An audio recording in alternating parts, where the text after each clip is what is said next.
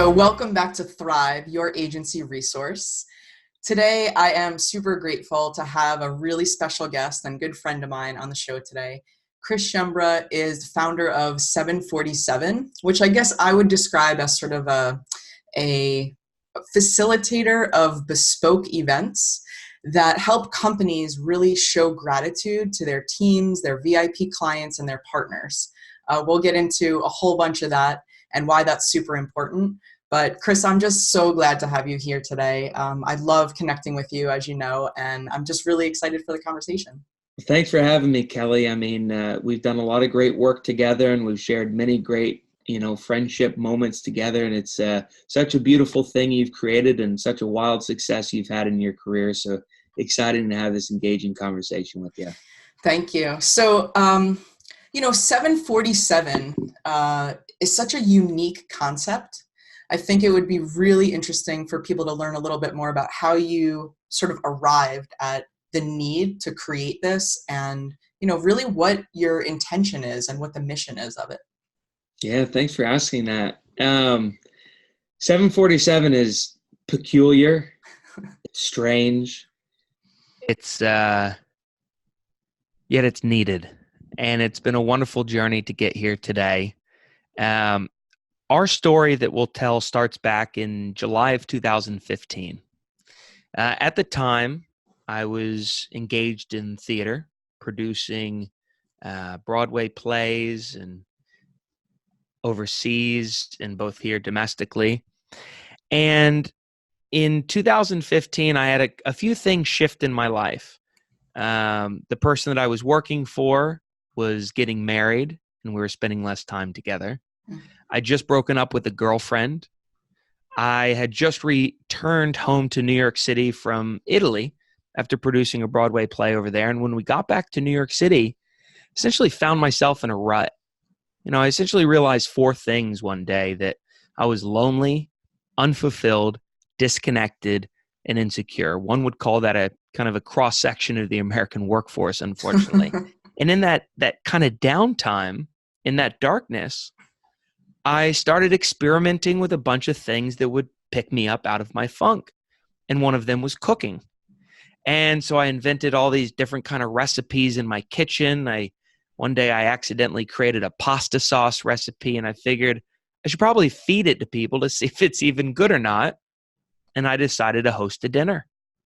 And so on July 15th, 2015, we invited 15 of my friends over to our home and decided to give them the sauce.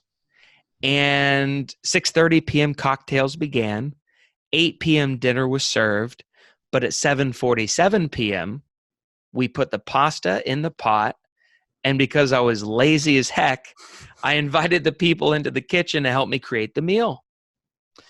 And we ate together, and we got comfortable together, and we asked them a specific question around gratitude. It just popped out of nowhere. But the question we asked at that very first dinner was, if you could give credit or thanks to one person in your life that you don't give enough credit or thanks to, who would that be? And people felt so comfortable and so safe because the act of working together to create the meal and to serve each other somehow created connection. Yeah. And because of that question, they opened up and they got vulnerable, and a bunch of them cried, and they loved the sauce. And so we did the dinner the next week. And so for the first year of our dinners, we did a dinner every week, once a week, for free in our home. After the course of a year, we had done 54 dinners, feeding 808 people for free in our home, a little 350 square foot apartment in the Upper West Side. And after a year, we started realizing that not only were the dinners saving my life, not only were the dinners having a transformational effect on the people attending, but maybe some companies could benefit from it. Yeah. And so we started turning it into a corporate model, threw it out in the corporate space, and we've been running ever since. The key metric that we've had since day one, the only thing we care about from dinner to dinner, is if less than 6 people cry, we consider it a failed night. The average is about 10. And that's success. Yeah. Yeah. And I just want to kind of share with whoever's listening and watching that Chris and I worked together to create a kickoff for a project that I had brought a couple of different partners into, design, website development, copywriting, things along those lines for a company. And we used Chris's dinner model for the kickoff and to really get everybody together and allow them to be vulnerable and allow them to tell the stories of what they loved about working with the company and the clients and all of these things. And it made the project so much more successful.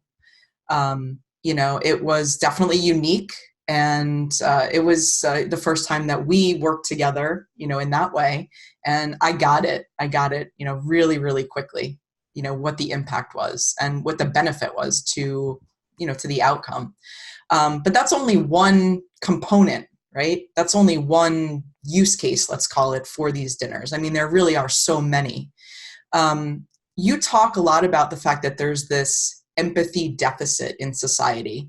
So I want to hear a little bit more about the core theory that you have as to how we fix that, how we change from deficit to a more of an abundance mindset, or how do we get to where we need to go? Yeah, you bring up a good point. We live in a world that's so digital and disconnected. Social media has empowered billions of people to connect around the world, but are we actually connecting? Right. Are we actually, giving our heart the goodness that it needs? And many would say that the answer is no. So you have, President Obama talking about empathy, and you have, the Pope talking about empathy. You have all these people saying that somehow we've gotten so focused in on ourself and our own opinion and having social media as a speaker stand that we've forgotten about the feelings and perspectives of others. And I would agree with that. Roman Krznaric, who is one of the founders of the School of Life, he wrote a wonderful book about empathy. And in that book, he defines empathy as the art of imaginatively stepping into the shoes of another person, understanding their feelings and perspectives, and using that knowledge to guide your action. Right? So empathy is this amazing power that has the ability to heal broken relationships. It has the ability to inspire and motivate entire movements into action. See, we've lived in a world under the old Cartesian rule of I think, therefore I am. And we have the self-help space. We have, activism. We have social media to blast our comments outwards. Therefore, I think, therefore I am. But there's an old African Ubuntu quote of you are, therefore I am. And that's the ability to listen to the perspectives of others and use that to guide where you're going. And so, the good news is empathy can be developed over time. And so this deficit that we face can actually be reversed. Empathy is a subset of emotional intelligence, the people that are watching this. And emotional intelligence is actually a very important thing in people's lives. People that have high emotional intelligence earn $29,000 more per year on average than people with low emotional intelligence. And studies show that emotional intelligence is actually the only thing directly linked to earning potential, not IQ or technical skills, but EQ, the ability to lead. So the need to reverse the empathy deficit is actually great for business.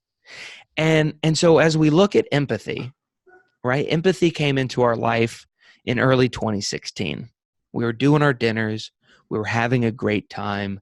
I mean, heck, in early 2016, we woke up in our bed, bawling our eyes out, realizing for the first time in my life, I was starting to feel a little bit of joy, starting to slightly rid myself of insecurity, though I'm still not cured. I'm still an insecure fuck. And it was all because of the dinners. And so one day, our friend Jerry Schweitzer walked into our office and said, if your 747 dinners were a gender, what would it be? I said, it'd be a woman. He said, if that woman walked through that door right there, how would we feel? I said, we would be overcome and consumed by the greatest maternal energy and empathy we've ever come across. And I realized that was the pain point we were solving, empathy. And so as empathy relates to our dinners, empathy is listening to the feelings and perspectives of others. We at our dinners pride ourselves in creating the safe space for people to gather, to share, and listen to others in a small group format. So if you remember that question that we ask at every dinner, that question is centered around gratitude. If you could give credit or thanks to one person in your life that you don't give enough credit or thanks to, who would that be? Steve Jobs once said, you can't connect the dots looking forward. You can only connect the dots looking backwards. And that's what this question around gratitude does. It gives people the platform to share stories from people that have positively or negatively helped them in their past. So you develop empathy around the dinner table by listening to others share. Right. And you're connecting and creating these deeper connections. You're sharing probably verbiage and feelings that you've never shared before with this group of people. So just in and of itself, sitting around, well, first doing the work together to create the meal, right? That's part of the whole structure of what you've created. So everybody's got a job, a task, we're working together. Then we sit down, we commune, we have, this meal together, and we just have really organic, beautiful conversations. And a lot of people would say, I don't know, this kind of sounds like airy-fairy, like I can't imagine, a couple of guys from my office in suits like sitting down and doing this. You know what? At the end of the day, we are human, and we forget that, so it doesn't matter how you come to work. This is a little bit different. This is really getting to that humanity, because we are robots when we go to work, right? And so that's what it's about. It's about sort of bridging that gap between the work self and the personal self, right? There's a million ways you can sort of talk about it, but I think that is also the power of it. We get to see people for who they are, not who they want us to see when we're in the workplace. Yeah, I mean, just talking about the team building aspects of this, I think one of the popular things that people are making distinctions between now on the speaking circuit is the difference between people used to talk about having a work-life balance. Now people talk about having a work-life integration. Yeah. Like it being a very synergistic blend between the two worlds. Yeah. And in terms of team building, empathy has a really, really, really big part in employee retention. 87% of high-powered CEOs believe that financial performance is directly linked to empathy. And studies show that 1 in 3 employees would take a position at a different company for equal pay and the same job title if their employer was more empathetic.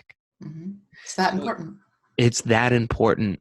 And so, long gone are the days where you need to fear your leader. Long gone are the days Thank God. when that leader being a bully is how you get stuff done. Yeah. That's stuff in the past. Yeah. Leaders who are empathetic and listen to the needs of their employees will create greater creativity, productivity, and ultimately greater revenue. Yeah. And loyalty. Exactly. Yeah. Because right now, employees are lonely as shit, right? Loneliness is a massive crisis, right? The Surgeon General of the United States says that 51% of the American workforce reports being lonely on a consistent basis, which is equivalent to the reduction of lifespan of smoking 15 cigarettes per day, 7 years off your life. Wow. And so if you as an employer can take that stand and help bring your people together, not as coworkers, but as friends, then you've added tons to your bottom line. And around the dinner table just so happens to be the unique way that we do it. Right. So transitioning this conversation a little bit to sales or business development, but still along the same lines of deepening connections and gratitude. Why is it that gifting as the first thing that we do with a prospect? Why does that work so well? Yeah, our wonderful, friend, mentor, partner, John Rulin. He's the founder of the Rulin Group and the author of Giftology. He advocates that companies should dedicate about 5% of their net profits in gifting back to their clients. And I'm not talking about the tchotchkes where you put your logo on a mug and you give them out at a trade show. We're talking about getting to know the needs, the personal needs of the people you serve and honoring that with a gift, right? So there's 5 different love languages that you can use in life. And we believe that the 5 love languages should come into the workplace and especially into customer relationships. So the 5 love languages determine how you like to receive love. Words of affirmation, quality time, gifts, acts of service, and physical touch. Obviously, we don't want people touching their customers, but that's a whole different show. Yeah, that's a whole nother thing. But gifting and generosity are good for business, and so I'll end up talking about the dinners in a second. But Adam Grant wrote that wonderful book, Give and Take, where he studied 700 sales leaders and essentially could quantify what made them a successful salesperson. Were they a giver, a taker, or a matcher? Well, Adam Grant's study showed that givers are actually the least successful type of people as salespeople. But the findings of his study had a catch. The results of givers were split down the middle, and givers also became the most successful type of salespeople. Better than matchers, better than takers. It was a network effect. When you're generous and you're giving and you can give gifts and you can know the personal motivating factors of those you serve, you will win over time. And what do I mean by personal motivating factors? What is the intangible benefit of someone doing business with you?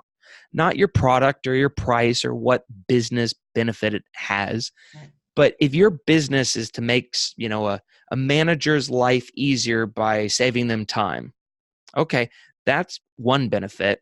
But what would happen to their life if you help them save more time? They could spend time with their kids. They could retire quicker. Yeah. They could be happier. Those are those intangible things. And so personal motivators, like you want to help your customers not just make more money, but you want to help them feel fulfilled, a sense of belonging, a sense of purpose, a sense of connection. These things warm the soul and engender people to you. And so when you talk about gifting and you talk about generosity, we use our dinners as a way to help companies give the gift of community and belonging and show more gratitude to their VIP clients and partners. Because when you can create the experience that brings emotion around the dinner table, emotion into a B2B sale, you make customers 5 times more likely to consider purchasing, 12 times more likely to purchase, and 30 times more likely to pay a premium. So if you have a product or a service-based business, you want to charge premiums to your customers, and it's guaranteed to increase upsell, cross-sell revenue, and referral by bringing emotion into that sale. Right. And I think that's a great place to sort of end, because, this is not airy-fairy. We are talking about business. We are talking about, top line and bottom line revenue. We're talking about driving all of those things. We're just kind of approaching it from a little bit of a very different standpoint, and I think it's the conversation that people have been a little leery to have for far too long. And I do think it's time. People are very open to it, and people are realizing that we can't separate anymore, humanity from business. They're not separate. They're not a dichotomy. They cannot be a dichotomy, because we make decisions, especially purchasing decisions, based on emotion. Everybody in advertising knows that. Oh yeah. I mean, it makes all the sense in the world. Especially in a B2B, capacity, emotion is, every part of the deal. If you're in the B2C space and you're selling pencils, someone buying a $2 pencil from you, eh, there's not much to lose if the deal goes bad. Mm-hmm. Not very emotional. If you have a $10 billion deal on the line, if you're about to acquire a company of which you've never met the founding team, that's huge pressure, and that emotion, you need to check those emotions, and you need to take care of them. And you need to connect with the people. A lot of companies that are going through mergers will bring us in on the fourth date with the founding team of whoever they're buying, because if that doesn't gel, then what's the point? Right. That the net loss, the loss leader of having a bad founding, the founders not gelling is worse than not doing the deal at all. Right. Well, Chris, this has been an amazing discussion, as I knew it would be. I love connecting with you every time. So thank you so much for being here today. Thanks for having me. This episode has been brought to you by Workamajig, the #1 creative agency management software. Show notes at thrive.workamajig.com. Find out how your creative agency can become more productive and more profitable. Schedule your demo at thrive.workamajig.com.